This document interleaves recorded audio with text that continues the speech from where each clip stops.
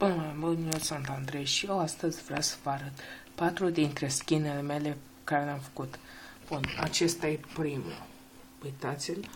Ok, arată un pic la fel ca celelalte, primul, care joc eu pe Minecraft. Bun, uitați-l, sper că vă place, că am idee să vi-l dau vouă, cei care se uită la mine.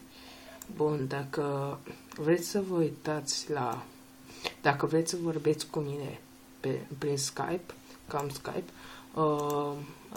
mă cheamă Freddy 12, bun, puteți vorbi cu mine. Și dacă este, puteți să faceți și videoclipuri cu mine și toate astea. Bun, să vi-l arăt și pe a doilea. Stați un pic, așa, uitați.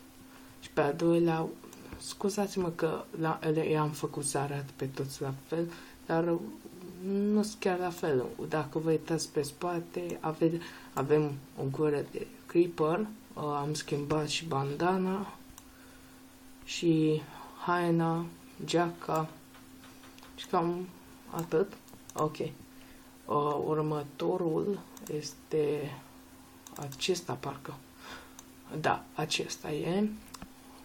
Acesta e tot cu față de creeper pe spate, dar are ochi albaștri, are părul gri, bandana alb și negru și geaca lui e gri. Bun.